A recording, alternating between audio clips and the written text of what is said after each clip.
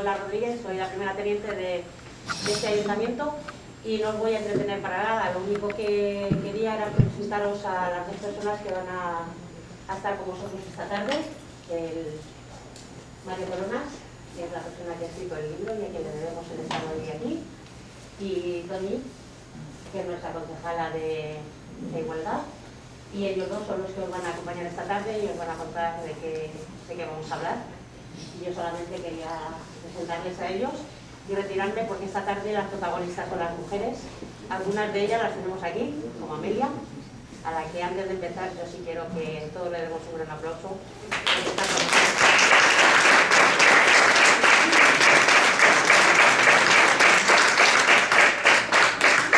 Por lo demás, que disfrutéis de la presentación que os van a hacer y os dejo con ellos. Gracias.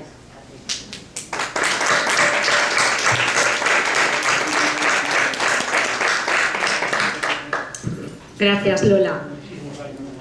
Buenas tardes a todas y a todos.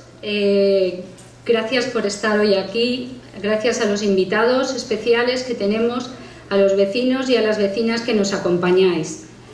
Gracias por acompañarnos a este acto que hemos preparado desde la Concejalía de Mujer, Igualdad y Diversidad del Ayuntamiento de Pinto, en este mes de marzo, encuadrado en el Día Internacional de la Mujer. Quiero compartir con todas y con todos la presentación de este libro, Mujeres pinteñas en la Historia 1, obra de Mario Coronas, investigador de historia local. Este libro realiza un recorrido contextualizado sobre la trayectoria de las mujeres pinteñas en épocas diversas, que han tenido un protagonismo y relevancia en la historia de nuestro municipio.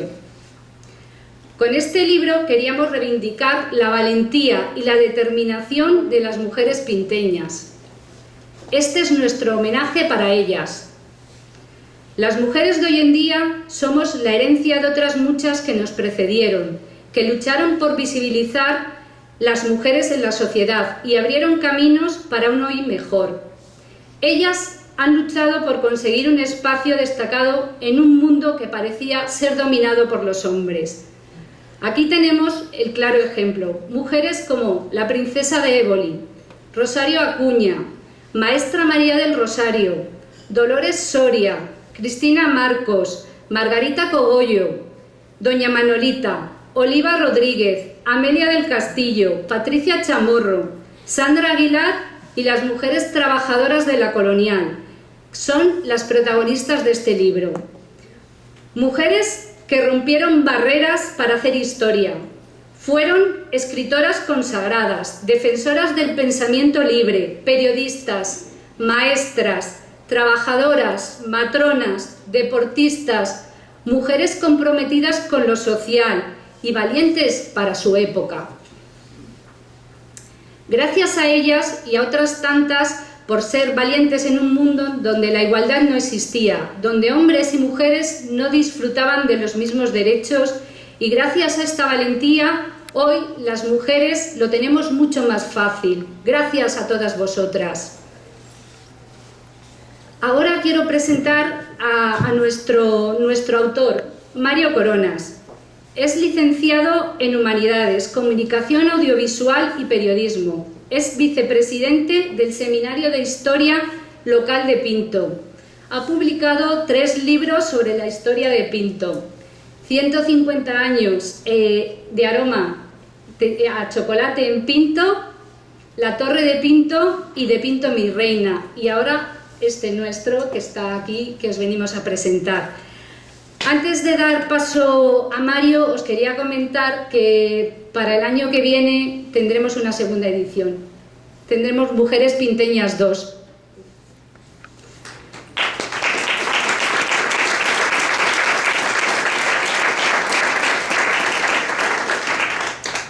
Ahora, ¿te parece, Mario, si vemos cada uno de los personajes, nos pones en antecedentes, nos cuentas un poco cómo ha sido la trayectoria de este libro? Y después de que acabemos con estas 12 mujeres pinteñas, pues daremos un turno de preguntas para todas aquellas y aquellos que tengan alguna duda o quieran conocer alguna anécdota, y Mario estará encantado de aclarárnoslo.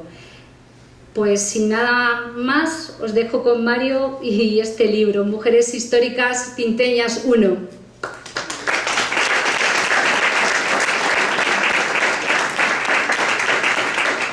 Bueno, muchísimas gracias, Toñi, por tu presentación. Y muchísimas gracias a todos por vuestra presencia. Veo muchas caras conocidas. Gracias también a los familiares de Marga, de Oliva. Gracias también a Amelia por su presencia, a Sandra y a Patricia por ser tan cercanas, ¿no? Y poder haber charlado con ellas para hacer este libro. Gracias, bueno, a todos los que han participado de alguna manera, a funcionarios del juzgado de paz, que he tenido que ir a por certificaciones, al registro de la propiedad de Pinto, bueno, multitud de gente que han colaborado para que esto sea hoy una realidad. Como bien ha dicho Toñi, este libro es un homenaje a todas las mujeres. Son 12 mujeres que son representativas, que son luchadoras, que han abierto un camino para ir en camino hacia la igualdad. Y vamos a empezar por la primera de estas 12 mujeres, que es la más conocida, la más internacional, que sería la princesa de Éboli, hablando un poco de ella, ¿no? La princesa de Éboli nació en Cifuentes y era heredera de una de las estirpes más importantes, ¿no? de su tiempo, que eran los Mendoza. A los 12 años sus padres decidieron su matrimonio, ¿no? Con Rui Gómez de Silva, que era un noble portugués, 24 años mayor, o sea que él triplicaba su edad, y la boda se celebró 7 años más tarde, o sea, con 19 años la princesa. Entonces esto era lo habitual, los matrimonios se negociaban. Aquí lo que se buscaba era incrementar el poder social, el poder económico, y el corazón, el amor era lo de menos. La princesa quedó viuda tras 14 años de matrimonio. Tuvieron 10 hijos y solo 6 llegaron a edad adulta. Cuando enviudó, ingresó como monja carmelita en el convento de Pastrana, y aquí ya se produce un choque entre la Madre Teresa de Jesús y la princesa de Éboli por los caracteres tan fuertes que tenían, y es la propia Madre Teresa de Jesús, Santa Teresa de Jesús, quien pide a Felipe II que por favor que expulse a la princesa de Éboli del convento, porque ya la situación era insoportable. La princesa de Éboli comienza a vivir en Pastrana y a los 3 años va a la corte, a Madrid. Y aquí ya empieza el cambio en el destino de la princesa, ¿no? Una mujer que estaba llamada a ser una de las primeras damas en la corte, pues empieza la complicidad con Antonio Pérez, que era el secretario de Felipe II. Esta complicidad se ve envuelta en intrigas cortesanas, se ve involucrada en asuntos turbios que determinarán el final tan trágico de la princesa, ¿no? Encerrada en una prisión. En 1578 se produce el asesinato de Juan de Escobedo, que era el secretario de Juan de Austria, el hermanastro de Felipe II, el gobernador de los Países Bajos, y al año siguiente la princesa de Éboli es arrestada y trasladada a la fortaleza de Pinto, que era como se la conocía, la fortaleza de Pinto. Hoy en día solo queda un torreón, pero era una fortaleza que tenía su patio, sus torreones, su foso. Hoy nos queda la torre del homenaje. Las razones del encierro de la princesa, pues son varias. Los historiadores apuntan a estas 4 que he apuntado. Intrigas en contra de Juan de Austria, que era el hermanastro de Felipe II. Los amoríos con Antonio Pérez, ¿no? Se comentaba que había una relación entre ellos y que fueron descubiertos por Juan de Escobedo, y por eso se produce el asesinato, ¿no? El asesinato en 1578. También puede ser que el monarca Felipe II se cansara del descaro, de la mala lengua y de la mala gestión de su hacienda, ¿no? Que iba a dejar poco a sus hijos. Y por último, la teoría de Portugal, que es la que más apoyos cuenta, ¿no? Con los historiadores. La princesa intentó que una de sus hijas accediera al trono de Portugal, ¿no?, en detrimento de Felipe II.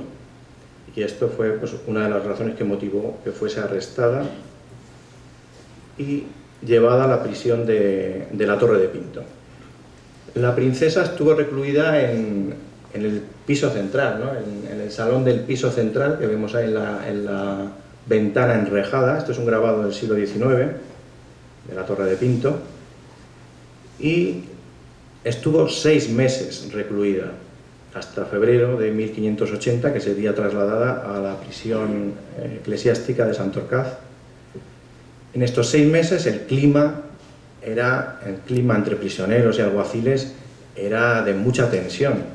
La princesa tenía una sirvienta, tenía varias sirvientas, pero una de ellas, en concreto, que era Bernardina Cabero,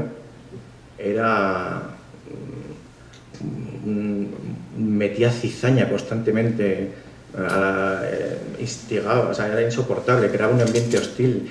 Todo el rato estaba criticando cómo una señora, como una dama, como una gran dama como la princesa de Éboli podía estar en ese ambiente, podía estar encerrada. Era un ambiente de mucha tensión en la torre, así lo registran los propios alguaciles, ¿no?, el propio responsable de la seguridad de la prisión, al propio monarca. En febrero de 1580, como decía, es trasladada a Santorcaz, donde la prisión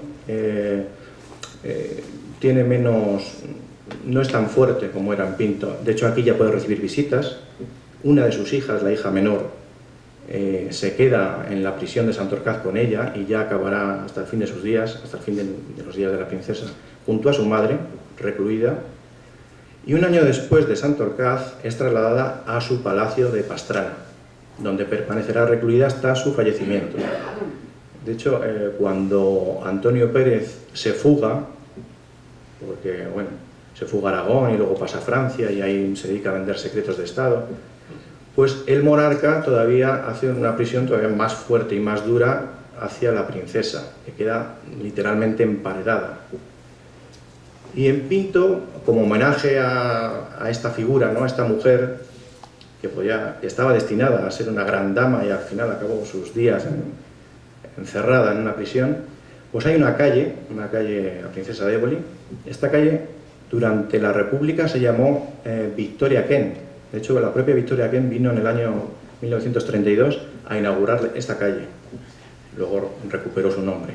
Hay un centro comercial, Éboli, hay un hotel también que lleva el nombre Princesa de Éboli, y también la torre, aunque esta es una nomenclatura moderna de la democracia, porque siempre era la Torre de Pinto, la fortaleza de Pinto, pues también se llama la Torre de Éboli.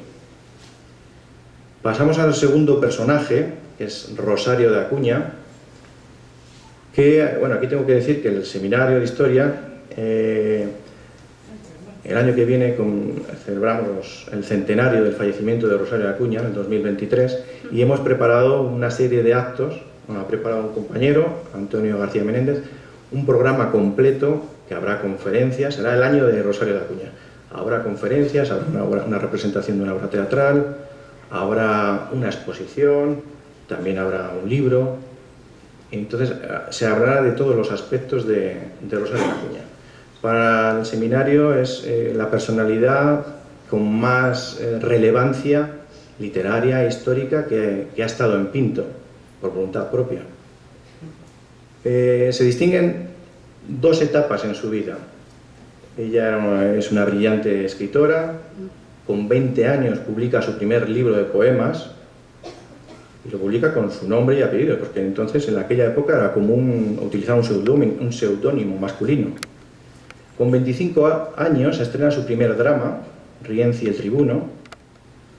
Cultiva todos los géneros literarios, hace artículos, poesía, teatro. Y luego tenemos una segunda etapa, que es la de su compromiso social, que es un poco la que terminará alejándose de la sociedad patriarcal que dominaba entonces, ¿no?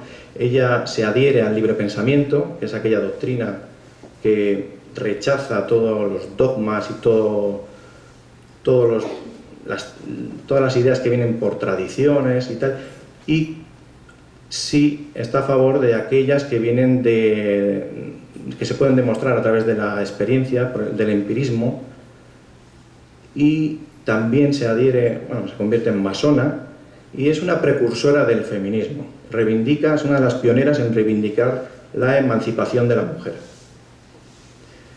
Ella vive en Pinto, en la primavera de 1881, decide trasladarse junto a su marido, que era militar, hasta entonces vivían en Zaragoza, y decide vivir en Pinto. Alejada del caserío, vivía en una quinta Villanueva, se llamaba. A lo mejor a alguien le suena la finca Ochoteco, pues esa era la quinta Villanueva. Luego lo vamos a ver en un plano. Cuando comienza a vivir en Pinto, ella era una ilustre escritora, como he dicho, de alta burguesía, que decide alejarse al campo junto a su marido. Y en 1883 se producen cambios, ¿no? Aquí se produce en Pinto la profunda transformación de Rosario. Finaliza la convivencia de su matrimonio, parece ser que descubre una infidelidad del marido y, imaginaros la época, estamos hablando de 1883, pues decide separarse. Se adhiere al libre pensamiento, como hemos comentado antes, y también aquí hay una fecha importante, en 1884, se convierte en la primera mujer que sube a una de las cátedras del Ateneo para ofrecer una velada poética. Esto fue, en prensa, era la primera vez que una mujer accedía y que alababan la manera de narrar, la manera que tenía de recitar la poesía. Comienzan también sus excursiones a caballo. En Pinto tenía 2 caballos, es una precursora del turismo. Ella visitaba toda España, bueno, había viajado por casi toda Europa. En 1886 se aleja de la religión. Bueno, en aquella época hay que pensar que la religión era, vamos a decirlo así claramente, era lo más machista que había, porque relegaba a la mujer a estar en casa y poco más. E ingresa en la masonería. En 1887 es cuando cuestiona los tradicionales roles de las mujeres, que estaban subordinadas al marido o al padre, relegadas al espacio doméstico y carentes de plenos derechos civiles y políticos. Ella asociaba la regeneración del país a la emancipación de la mujer. Es pionera en reivindicar la emancipación de la mujer.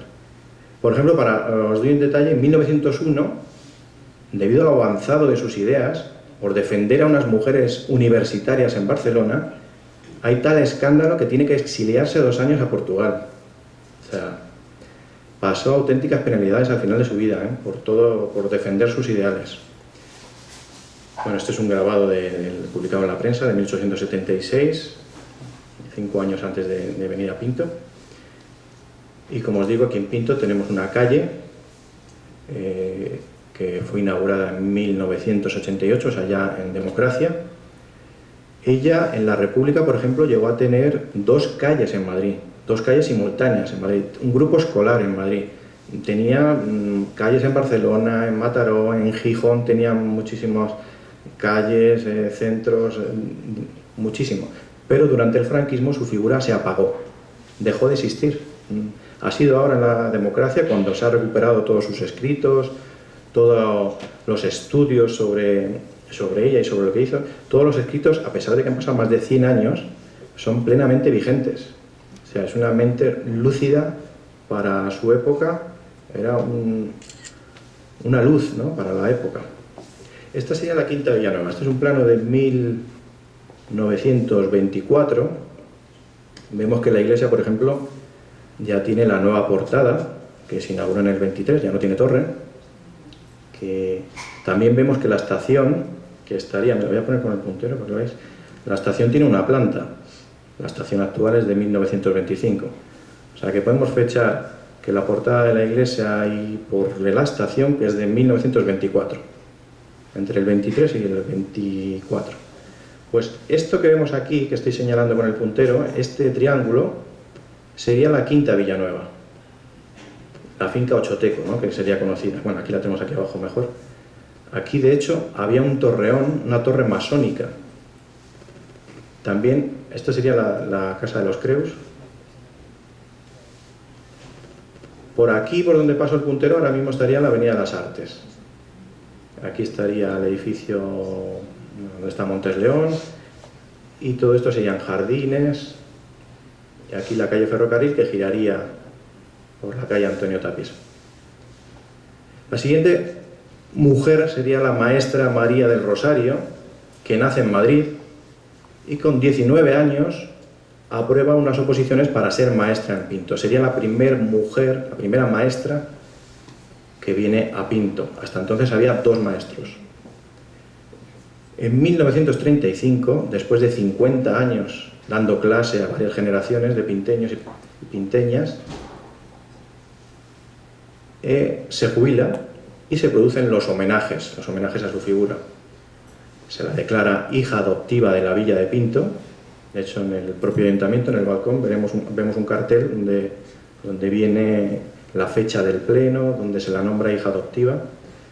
La calle del Arca se dedica, la que era hasta entonces la calle del Arca, que va desde el monumento al centro geográfico hasta la calle de las Monjas, se dedica a ella, se llama la calle Maestra María del Rosario.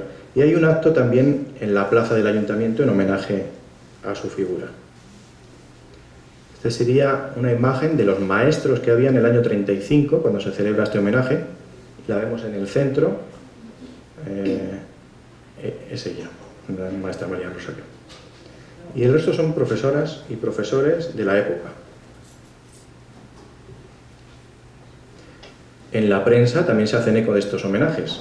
En esta imagen que hay a la izquierda, en la revista Ahora, vemos a la maestra siendo besada por una niña.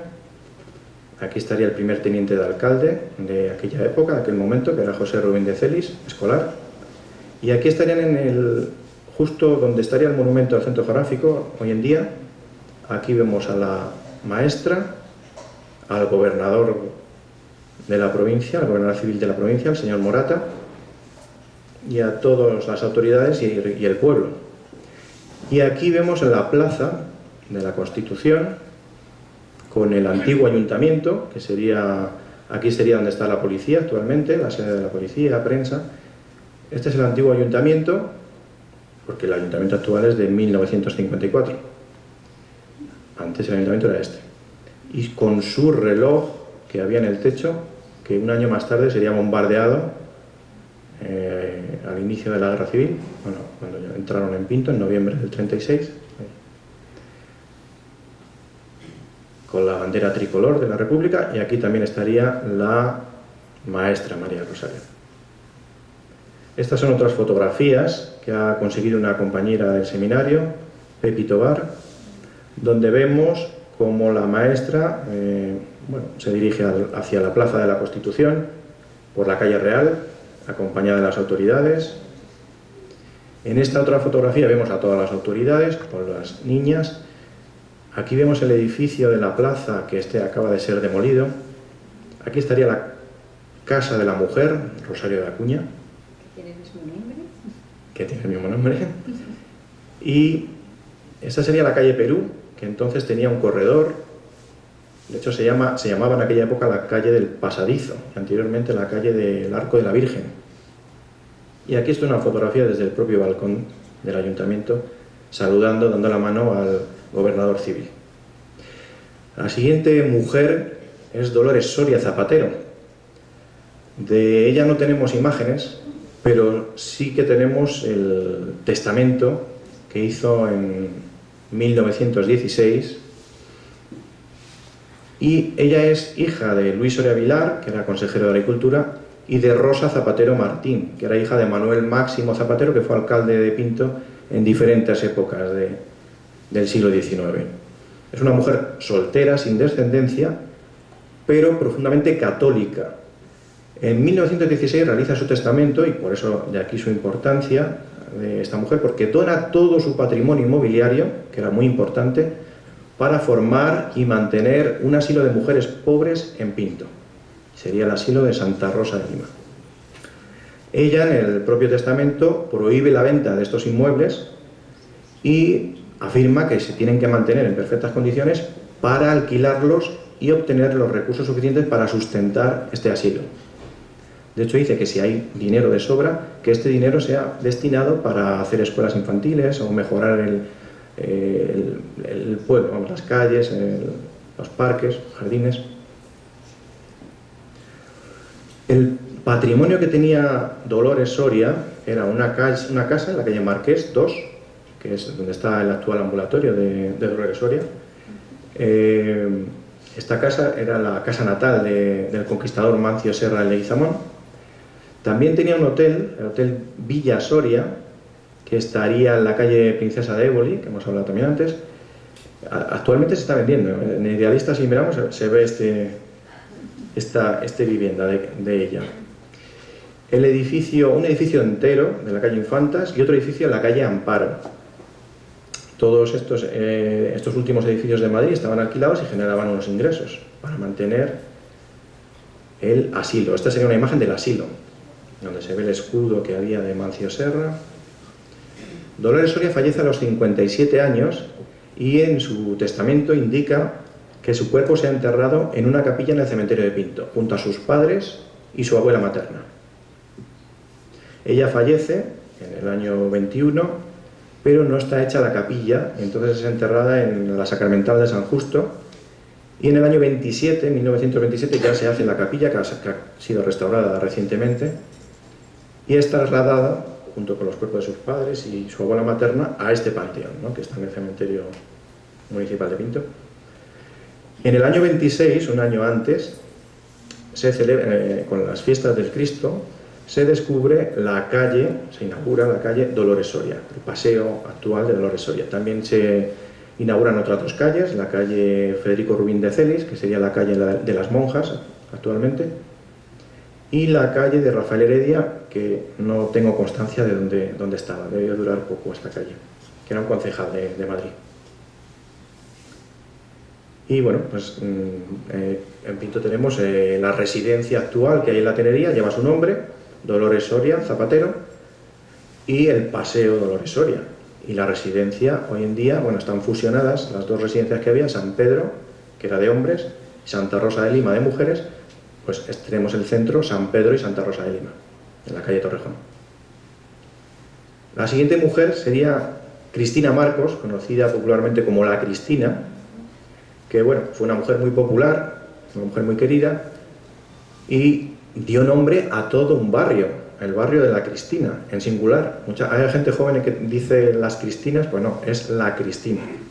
Y viene motivado por Cristina Marcos, ¿no?, que era la guardabarrera. A los 20 años, ella es de Toledo, de Villasequilla, y a los 20 años entró a trabajar en la línea Madrid-Alicante como guardabarrera, junto a su marido. Este era un paso nivel que estaba en Pinto, en la calle Torrejón, y daba con la calle 2 de noviembre, que se llamó, y actualmente 12 de octubre. 2 de noviembre era el nombre cuando entraron las tropas nacionales por Pinto, y actualmente se llama 12 de octubre. Era un paso obligado para los vehículos que circulaban en dirección a Parla, a Getafe, a Fuenlabrada, y estuvo hasta los años 80. Ella tuvo un primer marido, Julián Piñafoy, con el que estuvo en Pinto, y viendo en el Museo del Ferrocarril su expediente de trabajo, vemos que estuvo de baja desde 1912, causó baja en el cuerpo ferroviario, hasta 1916. Desconocemos el motivo y la causa. Lo que sí vemos es que luego tiene un segundo marido, imaginamos que enviudaría, que se llamaba Pedro Díaz Escobar. Este sería su carné en el año 35, de la Compañía de los Ferrocarriles Madrid-Zaragoza-Alicante.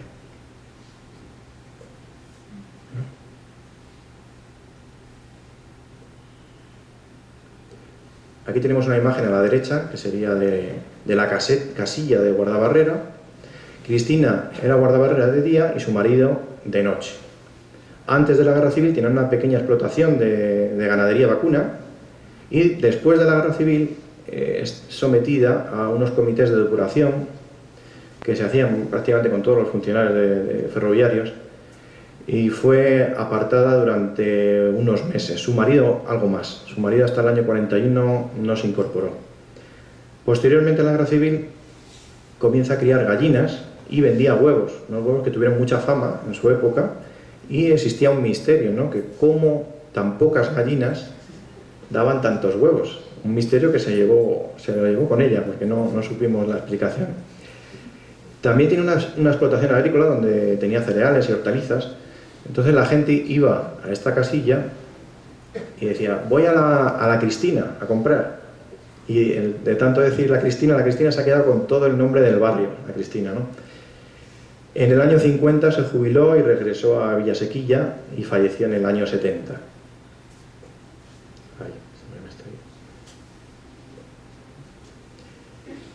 La siguiente mujer es Margarita Cogollo, nace en Alcázar del Rey, en Cuenca, y es la cuarta de 6 hermanos. Tenemos el honor de contar hoy con sus hermanos entre nosotros. Una familia extensa de la que Marga fue el nexo de unión. Con 18 años, en una decisión consensuada con sus padres, se traslada a Pinto, donde ya vivían 3 de sus hermanos. Comienza a trabajar en la Colonial S.A. del Conde de Rueda, y ingresa como religiosa en las Teatinas, en el Colegio Nuestra Señora de la Providencia, donde estudia magisterio. Posteriormente abandonará el hábito y comenzará un proyecto que es el Colegio Calasanz en el año 82, cuando era un garaje, y construyó lo que hoy es el Colegio Calasanz, ¿no? Educaba sembrando amor y inculcando el valor de la solidaridad. Llegó a ser directora del centro.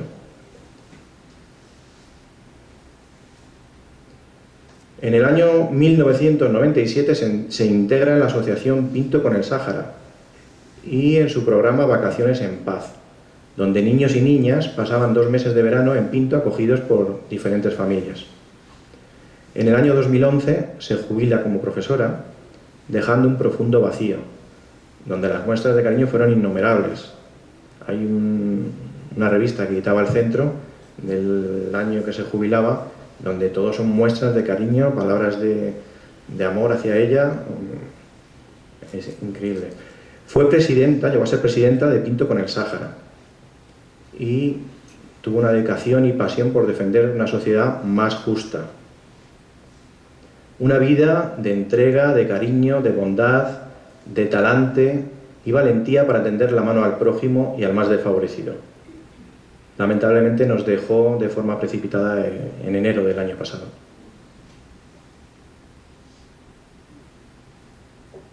Nuestra siguiente protagonista es doña Manolita. Doña Manolita ha sido la matrona de Pinto desde el año 52, donde entró de manera interina y 4 años más tarde ya tenía la plaza fija para ella. Era una mujer de estatura, solo tenemos esta imagen de ella, es curioso, pero no hemos encontrado ninguna imagen más.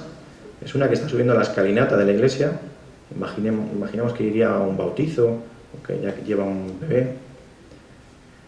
Era de estatura baja, entrada en kilos, con un caminar muy ligero, siempre iba con prisas, siempre iba con su maletín, tenía mucho genio y carácter, era algo bruta, pero muy graciosa, y tenía un llamativo timbre de voz, ¿no? Siempre hablaba muy alto, siempre se sabía dónde andaba, ¿no? Porque con esa voz era fácil de reconocer que su presencia estaba cerca.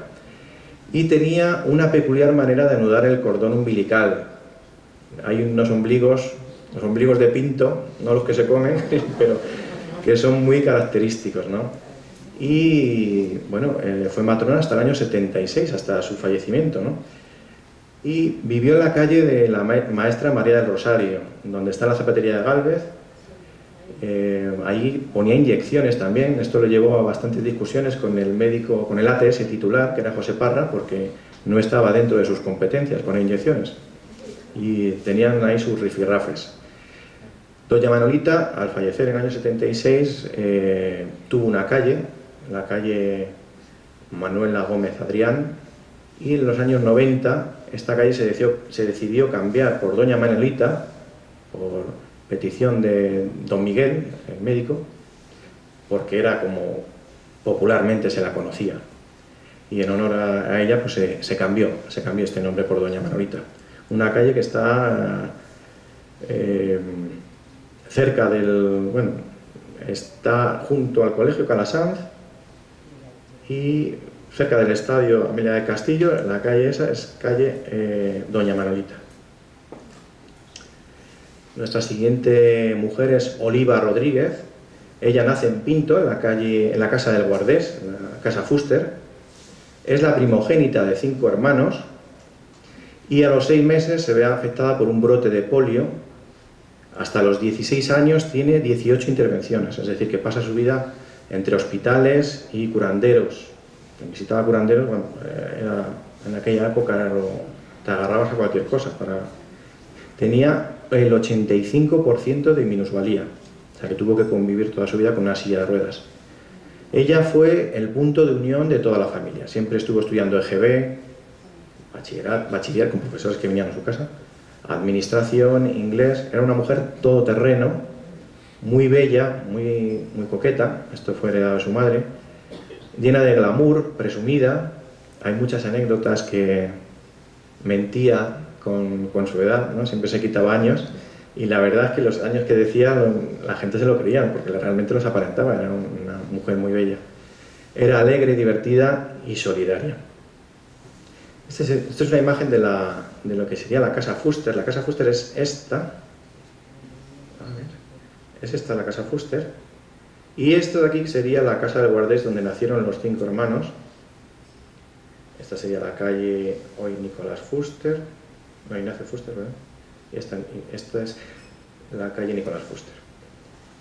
Esto es el año 24, todavía no se había reformado la casa Fuster. Esto sería la casa Villa María, se llamaban antes de 1912, y está como la compró Nicolás Fuster Romero, que era un ingeniero naval. Luego, posteriormente, aumentó una planta más la casa Fuster, que es como la conocíamos hasta, bueno, lo que es hoy la Casa de la Juventud. Vamos a ver imágenes de cómo... Esta sería la casa del guarda, de la casa Fuster, y aquí una imagen ya más reciente. Su familia, en un momento, compra una silla semiautomática, y aquí Oliva recobra la independencia, ¿no? Pero encuentra un obstáculo. Esa independencia, que ya no tiene la necesidad de acudir, de pedir ayuda, ¿no?, a su familia para que la lleven a sitios, pues al recobrar esta independencia encuentra el obstáculo de las barreras arquitectónicas. Y aquí se produce su lucha constante contra las administraciones. Y lo hace con un teléfono. El teléfono en aquella época, no había móviles, estaba enganchada al teléfono, llamando a poner quejas, a buscar soluciones para que todas las barreras arquitectónicas pues fueran suprimidas. Era una mujer extrovertida, su sonrisa y su carácter le abrían todas las puertas. Fue una de las fundadoras de la Asociación de Minusválidos de Pinto, de la AMP, cuyo edificio hoy lleva su nombre. Era una gran amante de la música. En los años 80 y 90 recorrió toda la movida madrileña, acudiendo a conciertos, a discotecas, a pubs.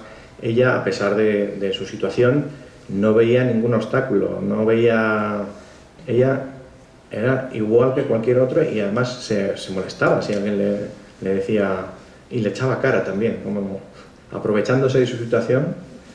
En el año 88 es auxiliar administrativa en el área de cultura. Esto le produce unos ingresos que los dedica a su gran pasión, que era viajar. Recorrió toda Europa y medio mundo. Le encantaba viajar. Siempre que no había acabado un viaje y ya estaba proyectando el siguiente. Se une a un grupo de amigas, que se denominarán las Vicentas, para colaborar con la Fundación Vicente Ferrer, para mejorar las condiciones de vida de las comunidades más desfavorecidas de la India. Las Vicentas crean en el año 99 la Asociación Vicente Ferrer en Pinto, y Oliva será su coordinadora. Crean el proyecto Mujer a Mujer, que favorecía la independencia de las mujeres de la India, y llegó a construir 8 viviendas y un ambulatorio. Fue una mujer cercana, empática, que sabía escuchar. En los últimos años fue un paño de lágrimas de muchísima gente, ¿no? Y tenía una gran vocación por los servicios sociales. En enero del 2017 también nos dejó. Nuestra siguiente protagonista, que la tenemos aquí presente, es Amelia del Castillo. Nació en Pinto y muy pronto se vio atraída por el fútbol. Era una mujer muy vivaracha. Jugaba con amigos contra diferentes barrios del pueblo, y en un momento llegó un folleto con un campeonato del Frente de Juventudes de Getafe, donde había diferentes competiciones, y decían apuntarse. Una persona tenía que ser mayor de edad, y Amelia cumplía ese requisito, y como no podía jugar, pues se ofreció para ser responsable del equipo. Esto fue en el año 1961, y así surgió la Flecha de Pinto, el embrión rojinegro. Aquí vemos una imagen, aquí abajo, donde estaría el equipo, la Flecha de Pinto. Cuando el equipo de Adasa iba a desaparecer, compran su licencia de cuarta categoría y tienen su nombre, ¿no? Tercio Terol. Y el 15 de octubre de 1963 inscriben el equipo con el nombre de Atlético de Pinto y Amelia fue su presidenta. Aquí vemos los reportajes en prensa de su hazaña, ¿no? La primera entrenadora del fútbol español, un entrenador de fútbol llamado Amalia, bueno, aquí está Amelia, la única entrenadora de fútbol del mundo. En esta imagen que vemos aquí a la derecha, a ver, esta. Aquí vemos a un reportero de la CBS de Nueva York grabando un entrenamiento en Valdemoro, que entonces no tenían campo en Pinto, tenían que ir a jugar a San Martín o Valdemoro. ¿Estaba en Pinto? Pues en el pie de página pone que es en Valdemoro. En el actual campo que había una caseta organizada por Uralita y todos los equipos para vestirse y todo eso. Ahí era en el campo actual. Solamente íbamos a Valdemoro o a San Martín cuando teníamos que jugar los partidos porque no nos dejaban jugar en los bordes. Pero los entrenamientos y todo era en el campo actual, que era abierto, porque la comuna era simplemente con un baloncesto. O sea que esto de aquí, claro, yo al ver las vallas estas que hay, a ver, ¿dónde está el ratón? Estas muros no me parecía, y aparte es que esto es una revista que se llama Barcelonista y viene que es Valdemoro, pero bueno, evidentemente no se lo voy a discutir. En Valdemoro y en San Martín de la Vega solamente íbamos a jugar los partidos. Y ahí en el campo, pues era nada, una era entre todos un padrón, entre todos unas casetas De Uralita. y ahí donde se dio un pozo para que tuvieran algo para lavarse y tal, Ujú. donde se vestía el árbitro, donde se vestían ellos y todas estas cuestiones. O sea que, y donde ese entrenamiento fue en el campo azul. En el campo. Que hay, pero En el Amelia del Castillo. ahora era. En aquella época una mujer no podía jugar, no podía arbitrar, no podía entrenar, pero existía un vacío legal sobre ser mujer y presidenta de un club. Los inicios fueron complicados, hubo críticas machistas, comentarios en Pinto, habladurías. Se convirtió un poco en la oveja negra de Pinto. De hecho, sus propias amigas dejaron de hablarla porque las madres de ellas tenían prohibido hablar con ella. Luego todo esto cambió cuando empezó a adquirir fama, como vemos aquí en la prensa, ¿no? Que se hizo eco de su hazaña. También hubo unos inicios complicados del Atlético de Pinto porque no había financiación y Amelia se las ingenió para buscar financiación. Hizo una rifa de una máquina de fotos, escribió a Vicente Calderón, que era el presidente del Atlético de Madrid, la recibió en su despacho personal y se convirtió en el padre protector del club. Compró todas las papeletas, imagino que le tocaría a la cámara. Incluso puso a disposición del club el médico del Atlético de Madrid. Fue una pionera en el fútbol, una mujer pionera en el fútbol. Fue fundadora, presidenta, delegada, tesorera, secretaria y entrenadora. Su hazaña comienza, como hemos visto, a ser noticia en la prensa. Pero Amelia tenía el sueño de tener un campo propio. La federación exigía tener un campo cerrado para la competición y el equipo jugaba en San Martín y en Valdemoro. En el año 68 comienzan a utilizar el campo de Pinto, inaugurándose 3 años más tarde. Y en la temporada 72-73 ascienden a Segunda Regional. Con campo, socios y el ascenso, el alcalde de Pinto de la época, en el año 73, fuerza la dimisión de Amelia en una junta del club. Afirmaba que un equipo de fútbol no podía ser presidido por una mujer y, bueno, ella lo llevó a la Federación Castellana y se opusieron a que esto era una coacción, pero finalmente el alcalde dijo que vale, que él iba a hacer otro club, que iba a hacer sombra al Atlético de Pinto y Amelia, pues por amor a su club, aceptó la dimisión. Fue un duro golpe para ella.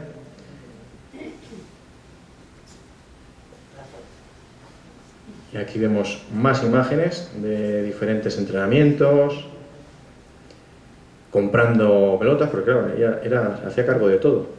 Aquí a la derecha abajo vemos a los pies de la escalinata de la iglesia, bueno, pues hablando sobre el futuro del club, ¿no? Con Manolo Lebrón.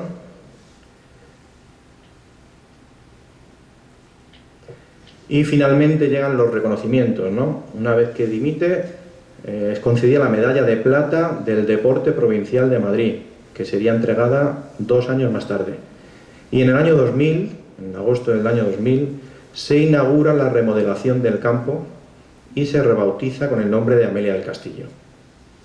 En el año 2012 sería nombrada presidenta de honor del Club Atlético de Pinto.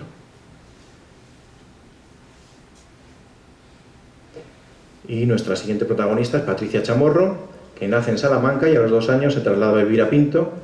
Comienza a jugar en equipos de chicos, en la escuela de Félix el Pipa y Montes León, y pronto destaca por su técnica depurada, su versatilidad, su espíritu de superación y su garra en la cancha. A los 13 años debuta en la máxima categoría de fútbol sala y es la jugadora más joven de la historia en debutar en la división de honor. Su palmarés es increíble, 23 temporadas lleva jugando en la élite, 11 en el Futsi Atlético Navalcarnero y 12 en el fútbol, no sé las siglas, FSF Navalcarnero. Lleva más de 600 partidos jugados y más de 300 goles marcados en la máxima categoría.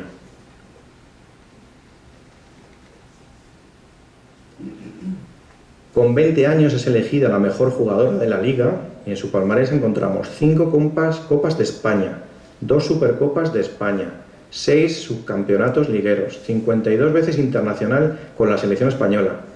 También llegó a ser capitana de la selección. Debutó con 19 años en la selección española y numerosos campeonatos de España. Actualmente, bueno, es licenciada en Magisterio de la Educación Física y se licenció en Ciencias de la Actividad Física y el Deporte.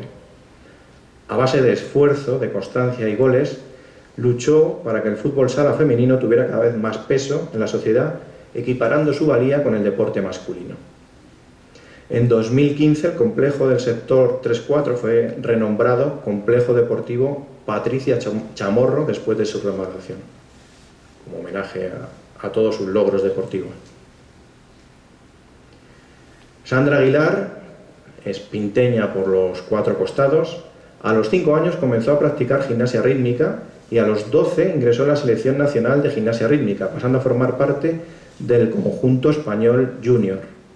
En 2009 Sandra comienza a competir en la categoría senior. Junto a Alejandra Quereda es la gimnasta española con más medallas internacionales oficiales, sumando un total de 42 metales en 25 competiciones internacionales. En los Juegos de Londres de 2012 obtiene el 4º puesto, con un diploma olímpico. Ese mismo año, el Patronato Deportivo Municipal de la calle Asturias toma su nombre.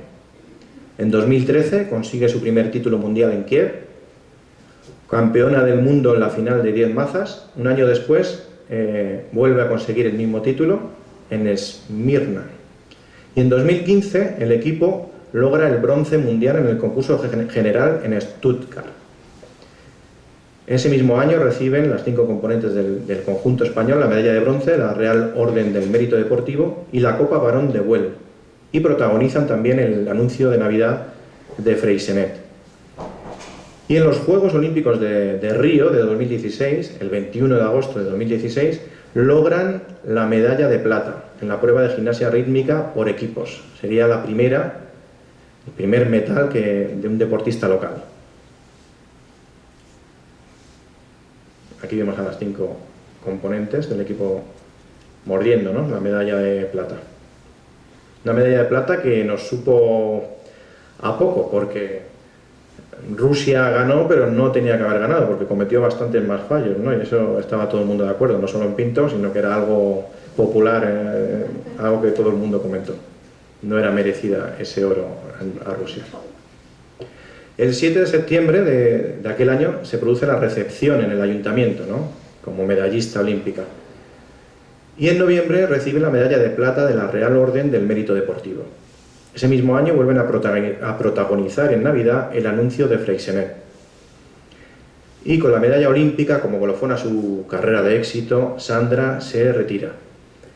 El 27 de septiembre de 2017 es declarada por el Ayuntamiento de Pinto hija predilecta de la villa, por su brillante y ejemplar trayectoria deportiva, sus grandes triunfos con la selección española de gimnasia rítmica y el cariño que siempre ha hecho gala hacia su pueblo. Sandra actualmente ha finalizado sus estudios en Ciencias de la Actividad Física y el Deporte en el INEF de la Universidad Politécnica de Madrid. Tiene 2 másteres en Dirección de Entidades Deportivas y Marketing Turístico. Ha conseguido también el nivel 3 de Juez Nacional de Gimnasia Rítmica mientras trabajaba como secretaria técnica de la Federación Española de Gimnasia. Y es todo un referente para las mujeres por sus logros, su perseverancia y su capacidad de sacrificio. Y por último, tenemos a las mujeres trabajadoras de la fábrica de chocolate de Pinto. La fábrica de Pinto empezó en 1854, la compañía colonial de Jaime Méric empezó en Madrid, en donde hoy estaría situado el Hotel Ritz. En 1858 se inaugura la línea Madrid-Alicante, que pasa por Pinto, y Pinto queda unido al mar. Esto era importante porque, claro, las materias primas de la fábrica, que fabricaba té, fabricaba café, fabricaba chocolate, fabricaba sopas coloniales, pues venían de las colonias.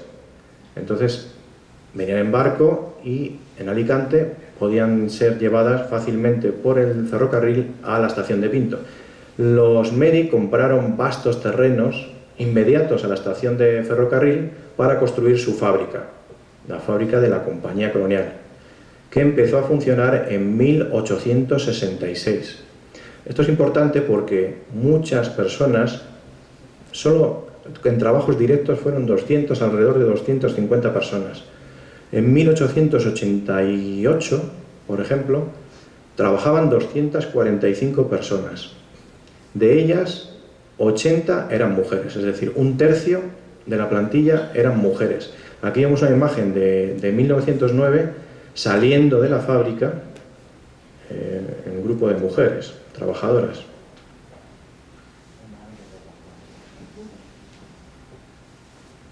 Esto no se carga. Bueno, esta era una imagen de la fábrica, una panorámica tomada desde... Debe pesar mucho la imagen y por eso no se carga.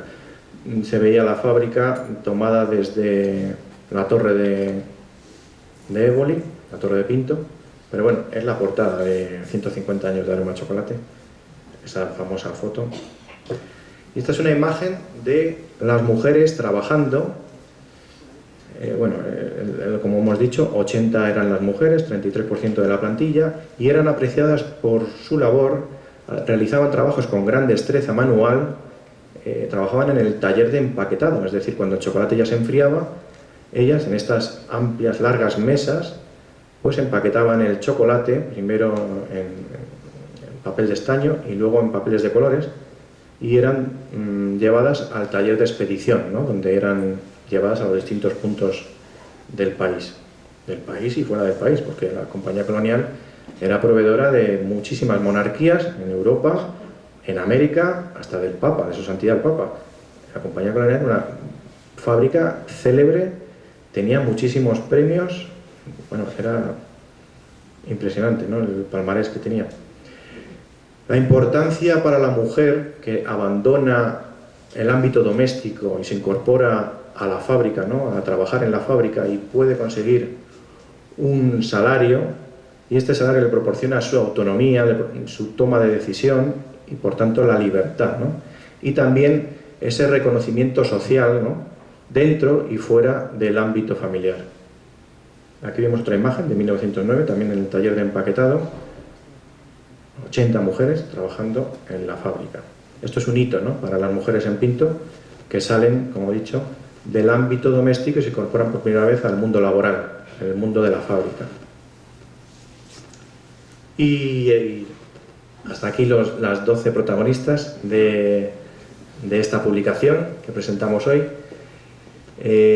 Como ha dicho Toñi, la concejala de Mujer, el año que viene está previsto que haya 12 nuevas protagonistas, porque Pinteñas, por supuesto, porque bueno, hay que poner en valor, ¿no?, trabajo estas mujeres valientes que supieron romper obstáculos de aquellas sociedades tan arcaicas y lucharon para que hubiera una igualdad, ¿no? Porque vayamos en el camino, en la dirección correcta para conseguir esa igualdad. Pues muchas gracias.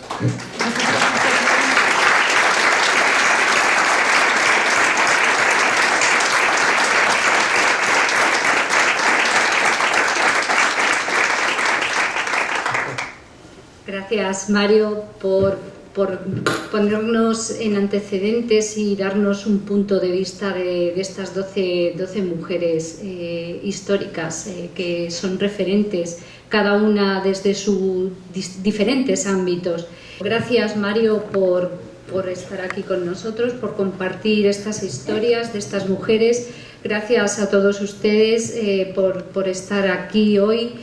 Y espero que os haya gustado y conozcáis un pedacito de estas mujeres. Ahora vamos a salir y vamos a tomar algo. Tenemos un pequeño agape preparado y unos regalitos desde la Concejalía de Igualdad. Y tenéis el libro a vuestra disposición en el Centro Rosario Acuña. Pues nada, muchas gracias y nos vemos ahora tomando algo.